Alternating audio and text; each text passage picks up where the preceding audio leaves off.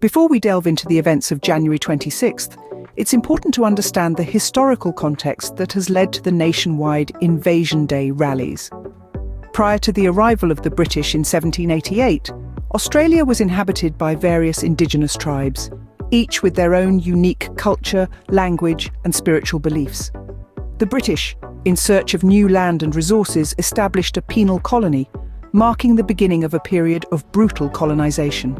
This colonisation had a devastating impact on the Indigenous population, resulting in loss of life, land, and culture. With this context in mind, let's move on to the events of January 26th, a day that for some is a cause for celebration and for others, a day of mourning and protest. As the sun rose on January 26th, thousands of people across Australia were already gathering in preparation for what has become known as Invasion Day rallies.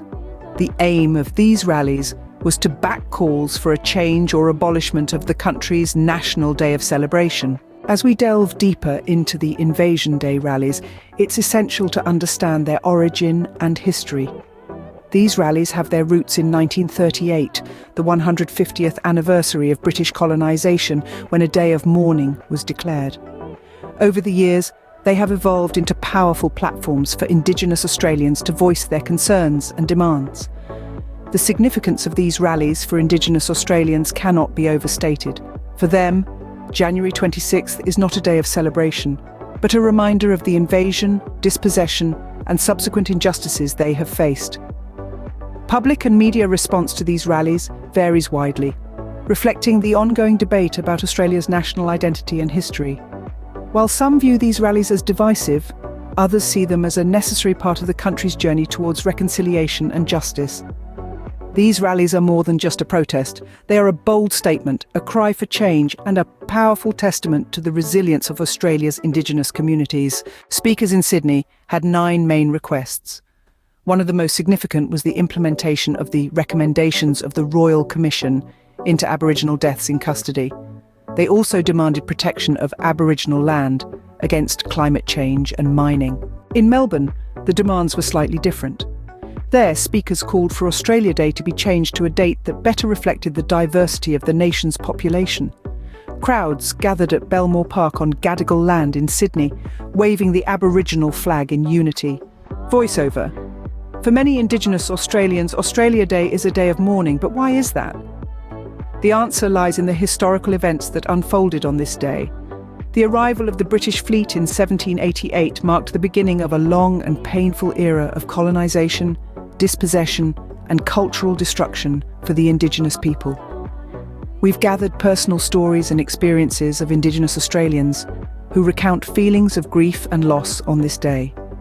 For them, it's not a day of celebration, but a stark reminder of the ongoing impact of colonisation. From the loss of sacred lands to the erosion of cultural heritage, the struggles of Indigenous Australians extend far beyond a single day. Understanding this perspective is crucial to understanding the controversy surrounding AustraliaDay.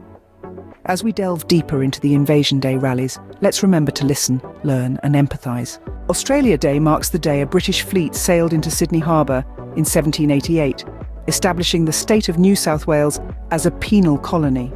For many, it's a day of celebration, filled with barbecues, trips to the beach, and citizenship ceremonies. However, for many Indigenous Australians, who make up 3.8% of the country's 26 million people, it's a day of mourning.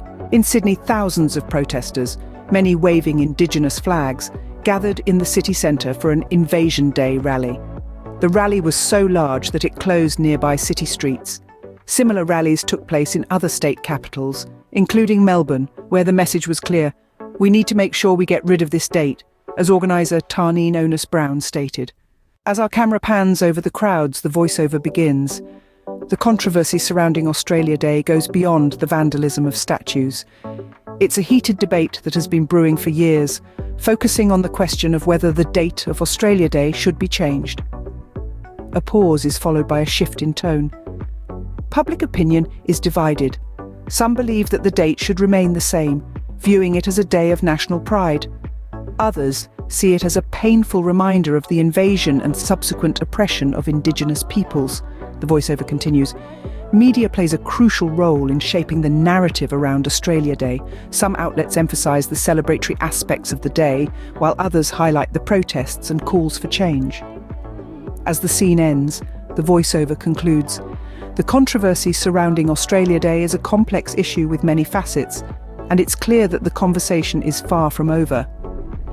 Despite the passionate calls for change, the governing Labour Party, led by Prime Minister Anthony Albanese, ruled out any alteration to the date of Australia Day. Albanese stated that the day was a chance for the nation to pause and reflect on everything that we have achieved. As we delve into the ripple effects of the Invasion Day rallies and the controversy surrounding Australia Day, it becomes clear that these events have far-reaching implications. They pose a question to the very core of Australia's national identity, challenging the narratives that have been long accepted. The government's role in addressing the demands of Indigenous Australians is also under scrutiny. Their response, or lack thereof, could either pacify or fuel the movement for change. The future of Invasion Day rallies too hangs in the balance. Will they grow in strength, pushing for a redefinition of Australia Day, or will they be silenced by the status quo? As the conversation continues, the future of Australia Day remains uncertain. As with any story, the ending is yet to be written. The events of January 26th were not without controversy.